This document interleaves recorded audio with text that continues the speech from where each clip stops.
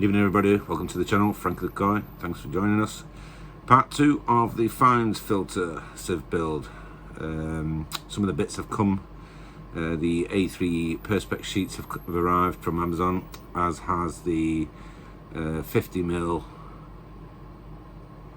bulkhead drain section, which I intend on using for a bottom drain. I'll show you what I've basically done. I used to use the screw-on tank connectors for drainage and trim as much of the thread off as possible. Not ideal, it's very difficult to flush out and clean, so I'll show you what I've done instead of. That is what I was using beforehand with your rubber seal on, and I was basically fitting that as such and then trimming as much of that thread off as possible, but it still gives you quite a chunky upstand section, if you like, to try and get your waste in. So what I intend on using instead is a Cockney Coy 50mm metric tank connector, just the same I suppose as a bottom drain on your pond. So I've got myself a 50mm bend, Skeggy's Pond Supplies, cheers Skeggy. I've already trimmed a 50mm pipe section.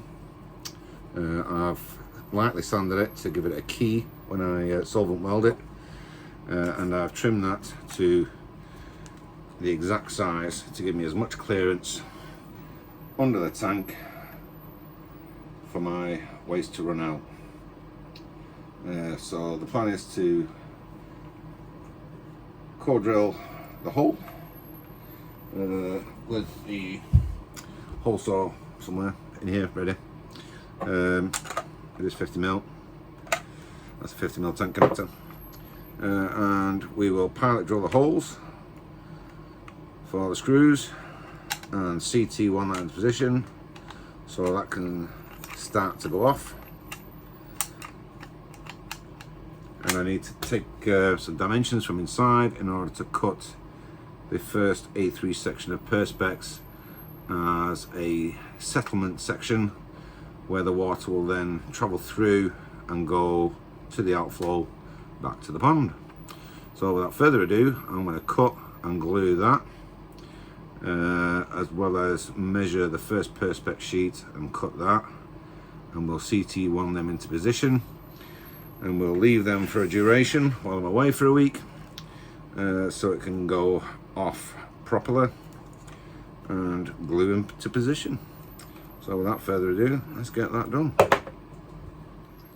Okay, so 57mm hole. As you can see, I've deburred it, and you can also see where I've sanded it just to give the CT1 a good key, and I've done that inside and on the underside. So I'm not trying to tell anybody how to suck eggs, but what I would do, and I've learnt this the hard way myself, is make sure you fit your drainage to the underside and mark your holes in the position or line you want your drainage to run, because if you drill it wrong,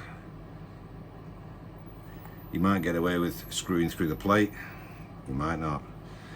But in order to avoid leaks, make sure you mark it up with the position of your outflow in the desired direction that you want it. Measure twice, cut once. So as you can see, the 57mm hole is absolutely perfect for the flange plate, and I've made sure I've got my direction to the side that I want it to go. Either or, but it needs to be one way or the other, married up with the holes on the flange plate. We'll drill them now, and then we're ready for CT1. Okay, so holes are drilled. In the current orientation, I have set that up, but just as a precautionary measure, I do not solvent weld it until the end. That'll be one of the last things that I do, is solvent weld that on. Again, I'll solvent weld it, I'll solvent weld both the tank connector and the 50mm pipe insert with plenty of wet or dry, which I do happen to have a new tin somewhere,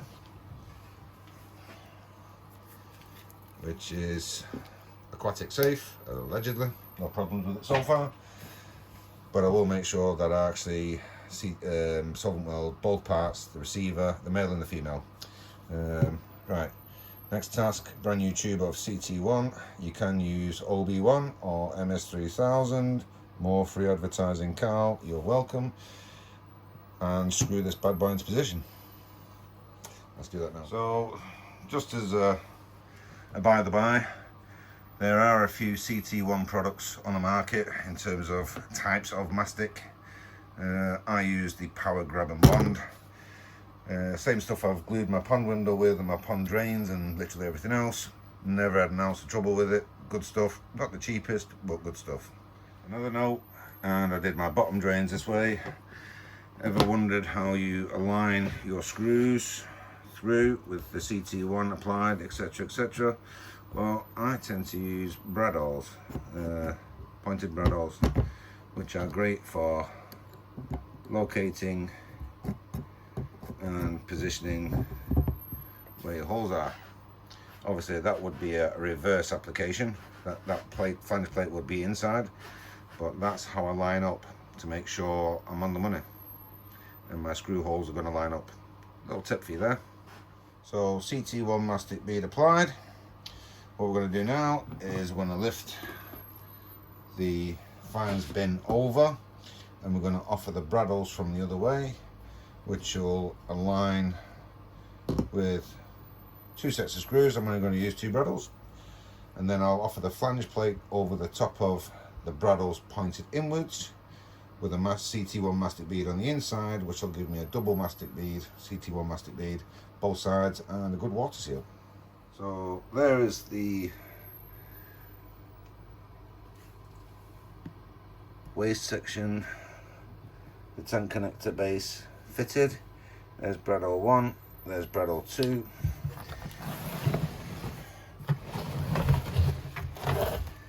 As you can see, I've now got 2 guides to offer up the flange plate. Where the holes are and not covered currently with CT1, as I tighten up the plate, it will spread the CT1 and it will cover and fill that hole. Next job, let's get that done. So the flange plate has been dropped using the 2 bradawls as a guide to line up my holes.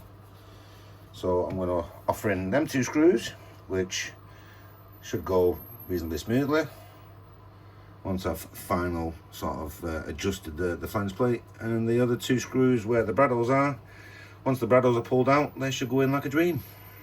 So the first 2 screws are fitted and they're just tightly, slightly nipped, just to make contact and begin to spread the CT1. You don't want to go any further beyond that at this stage. We're now going to withdraw the 2 bradawls and we're going to fit them 2 screws. Okay, so bradawls are withdrawn and the 2 screws have gone in. Really easy, first time's a breeze.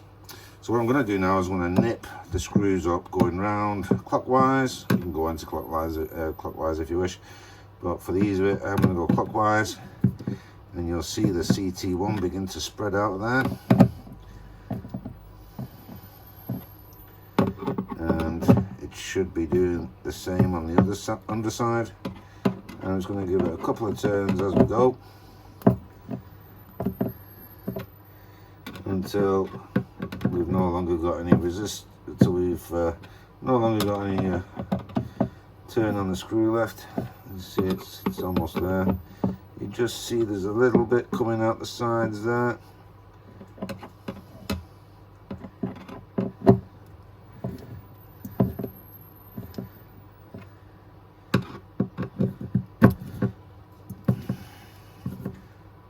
There's quite a lot in there, and we're going to work off the excess in a minute.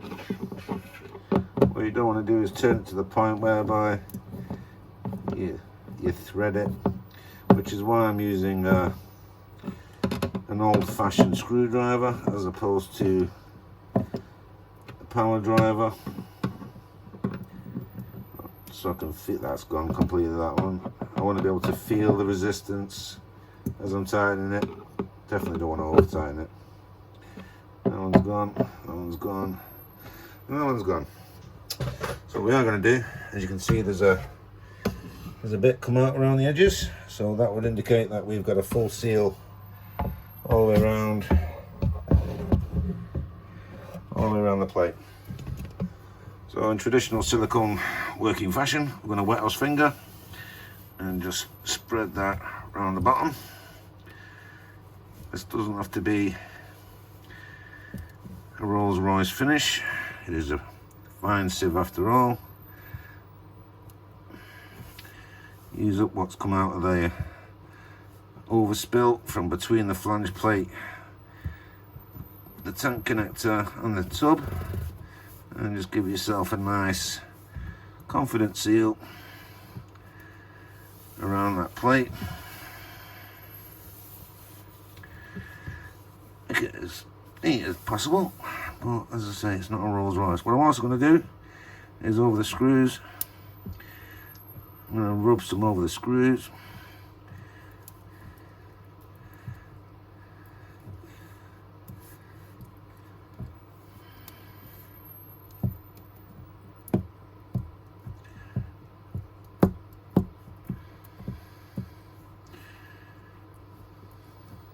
Just make sure they're covered and sealed.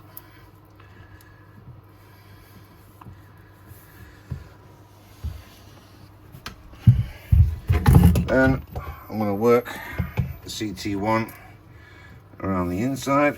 I'm going to take off some of that excess and get rid of it. I'm just going to make sure we're sealed between the flange plate and the tub and the tank connector section at the bottom. What we'll do is, to finish it, we'll flip it on its head. And there you can see the CT1 has come around the perimeter of it. A little bit of a gap there, but it is there. Just wasn't as much. So we're going to do the same on there. And we've got that little gap, we're just going to go back, work it again. Some of my finest camera work, this. So we've got a full seal surrounding the edge of that tank connector plate, meeting the tub. And there's a finale. We're going to plug up said screw holes, although there is CT1 inside of them. I can't see the screw. So the little bit we put to one side, the excess. Just gotta plug that off. Now, there should never be, for my needs and wants, any more than about 100 mils worth of water in there, depth-wise. 100 millimeter deep, 10 centimeters. On the grand scheme of things, that's gone incredibly well, and I'm actually quite chuffed with that. So my bend section will go as desired, but bear in mind I haven't yet solvent welded that, so for whatever reason, should I need to deviate from what I've planned, it's not the end of the world, and I have plenty of time to do so. So you can see it's slightly off-centered. So this section here will be a Perspex settlements. This is the settlement area basically, so all the garbage should settle in there with some jack matting at the bottom, which I've already got. Here will be a Perspex wall with an 80 micron mesh to an outflow, which will be there, and the incoming will be there, fed from a 50mm T-bar, which will have a series of holes or a slot cut with a circular saw angle grinder, whichever. So there it is, nicely sealed. So what we're going to do next is we're going to cut a Perspex A3 sheet from that corner to that corner, that corner to that corner. We'll take the measurements. The settlement screen will be about 150 millimeters in total, with a slot cut out and an 80 micron mesh sandwich to it, or glued to it. From there, the waste will settle, fall through the screen and through an outfall at the bottom down there, back to the pond. The waste initially will come in from here with a tank connector, typical bulkhead connector, to a T-bar, making a spray bar with the mesh screen falling that way. Let's get that done. So there is the A3 settlement wall, which will drop into there. Just needs a bit of notching out at the bottom, just to accommodate that that raised section in the bottom of the tank. But in a nutshell, fits like a glove.